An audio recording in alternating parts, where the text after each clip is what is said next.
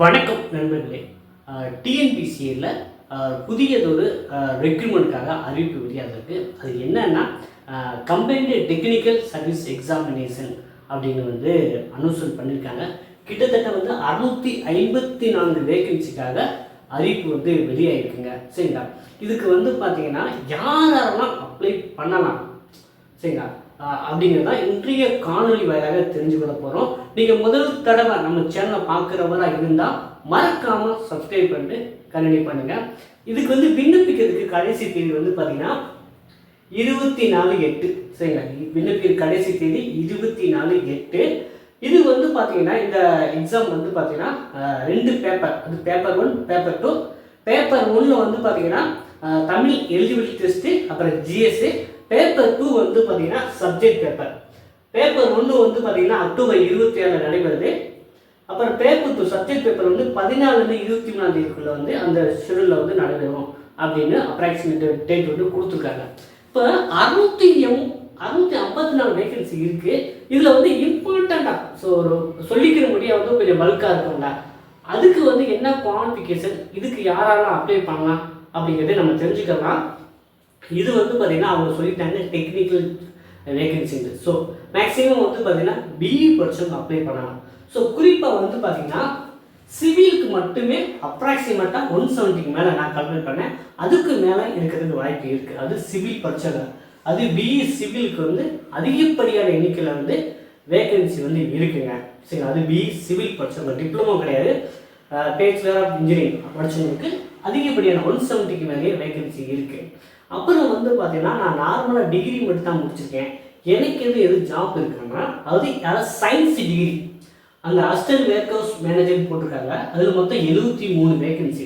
இதில் பார்த்தீங்கன்னா any science degree with பார்த்தீங்கன்னா ஆன்சிலரி பேப்பரா ஒன்று கெமிஸ்ட்ரி, பாட்டனி, சுவாலஜி அது படிச்சிருந்தீங்கன்னா இந்த பணிக்கு விண்ணப்பிக்கலாம். அசிஸ்டன்ட் வேர்ஹவுஸ் மேனேஜர், அதாவது சயின்ஸ் டிகிரி வித் ஆன்சிலரி பேப்பராக ஒன் ஆஃப் த சப்ஜெக்டாக கெமிஸ்ட்ரியோ, பாட்டனியோ, சுவாலஜியோ படிச்சிருந்தீங்க அப்படின்னா அந்த அசிஸ்டன்ட் வேர்ஹவுஸ் மேனேஜருக்கு விண்ணப்பிக்கலாம்.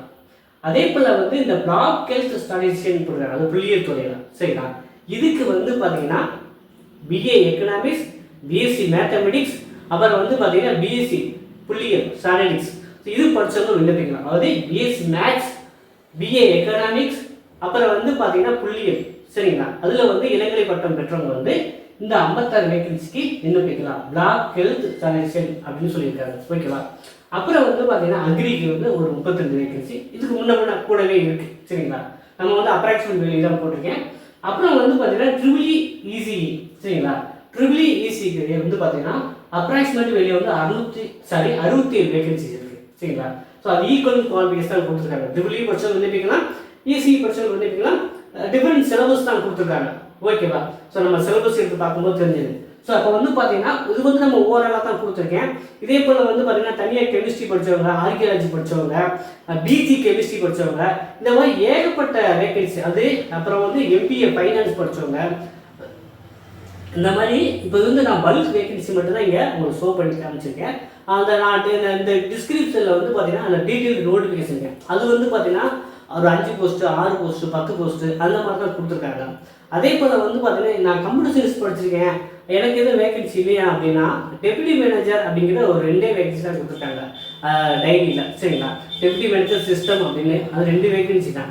அதில் எம்சிஏ படித்தவங்க, BSc computer science, BSc IT படித்தவங்க பண்ணி தான் போட்டிருக்காங்க. ஸோ மற்றபடி பார்த்தீங்கன்னா ஓவராலாக ஸோ இந்த டிகிரி படித்தவங்கலாம் இதுக்கு பார்த்தீங்கன்னா விண்ணப்பிக்கலாங்க. சரிங்களா? ஸோ இந்த இதுக்கு நான் மறுபடியும் சொல்கிறேன், பிஎஸ்சி அது any science degree, BSc மேக்ஸோ, பிசிக்ஸோ, கெமிஸ்ட்ரியோ படிச்சுருந்தாலும் with ancillary எவனா இப்போ சப்ஜெக்டாக கெமிஸ்ட்ரி, பாட்டனி, சுவாலஜி படிச்சுன்னா இந்த படிக்கு விண்ணப்பிக்கலாம். இந்த புள்ளியியல் துறைக்கு பார்த்தீங்கன்னா அது பிஎஸ்சி கணிதம், அப்புறம் பார்த்தீங்கன்னா புள்ளியியல், அப்புறம் எக்கனாமிக்ஸ் பொருளியல். ஸோ இது 3 படித்தவங்க இந்த பிளாக் ஹெல்த் ஸ்டாட்டிஸ்டிஷியன் இந்த பணிக்கு விண்ணப்பிக்கலாம். அக்ரிகல்ச்சருக்கு அக்ரி படிச்சிருக்கணும். அப்புறம் சிவில் ரிலேட்டடாக 170 மேலே வேகன்சிஸ் இருக்குது. சரிங்களா? ஸோ இந்த ரிலேட்டடாக உள்ளவங்க மட்டும்தான் இந்த பணிக்கு விண்ணப்பிக்கிற மாதிரி இருக்குது. ஸோ நம்ம என்ன பண்ணுறோம், அடுத்தடுத்த காணொலியில் டீட்டெயில்டாக ஒவ்வொரு ஜாபுக்கும் யாரெல்லாம் எலிஜிபிள் சிலபஸ் எக்ஸாம் டிஸ்கஸ் பண்ண போகிறாங்க. ஓகேங்களா? ஸோ இதுக்கெல்லாம் நாங்களாம் எலிஜிபிளாக இருக்கேங்க, ஸ்டடி மெட்டீரியல் உங்கள்கிட்ட எது இருக்கான்னா அதாவது இந்த பேப்பர் புள்ளியியல் இருக்கு, எக்கனாமிக்ஸ் வந்து நீங்கள் சூஸ் பண்ணிடலாம். ஏன்னா சில பேர் புள்ளியியல் படிக்கிறதுக்கு கஷ்டமாக இருக்கும், கணிதம் படிக்கிறதுக்கு கஷ்டமாக இருக்கும். அப்போ எக்கனாமிக்ஸ் அந்த 3 இதில் எக்கனாமிக்ஸ் படித்தாலும் நீங்கள் பிஎஸ்சி மேக்ஸ் படிச்சுட்டு கூட எக்கனாமிக்ஸ் பேப்பரை சூஸ் பண்ணலாம்.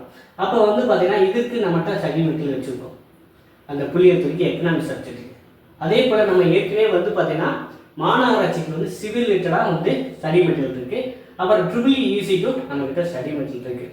வேணுங்கிறவங்க வந்து பார்த்தீங்கன்னா நீங்கள் இந்த டிஸ்பிளேயில் வாட்ஸ்அப் உங்களுக்கு சார்ட் பண்ணி சேம்பிள் பார்த்துட்டு நீங்கள் படிக்க ஆரம்பிக்கலாம். ஸோ இது வந்து நம்ம சிலபஸ் கவர்டு ஸ்டடி மெட்டீரியல் வச்சுருக்கோம்.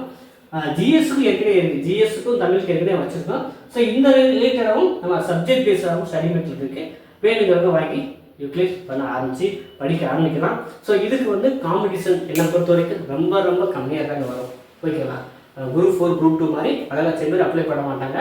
ஸோ ஓரளவு நீங்கள் நினைக்கிட்டீங்கன்னா ஒரு அற்புதமான விஷயம், ஒரு சந்தோஷமான விஷயம்னா நான் இன்டர்வியூ. சரிங்களா? நீங்கள் ரிட்டனில் ஹை ஸ்கோர் பண்ணுங்கள், உங்களுக்கு வேலை. ஸோ இன்டர்வியூங்கிற ப்ராசஸ் கிடையாது, அது சிவி தான், அதாவது சர்டிஃபிகேட் வெரிஃபிகேஷன் மட்டும் தான். ஸோ விருப்பம் தகுதி உள்ளவங்க உங்கள் நண்பர்களுக்கும் சொல்லி ஷேர் பண்ணி இந்த எக்ஸாமுக்கு அவங்க குவாலிஃபைடாக இருந்தால் அவங்களே அப்ளை பண்ண சொல்லுங்கள். ஸோ இன்னொன்று நம்ம அடுத்த காலையில் டீட்டெயில்டாக இந்த 5 போஸ்ட் 6 போஸ்ட் போட்டுருக்காங்களா, அதுக்கு என்ன குவாலிஃபிகேஷன், அதுக்கு யாராலும் அப்ளை பண்ணலாம் அப்படிங்கிறத அடுத்த காலையில் பார்க்க போகிறோம். முதல் தடவை பார்க்குறவங்க சப்ஸ்கிரைப் பண்ணி வச்சுக்கோங்க. மீண்டும் சந்திப்போம். நன்றி, வணக்கம்.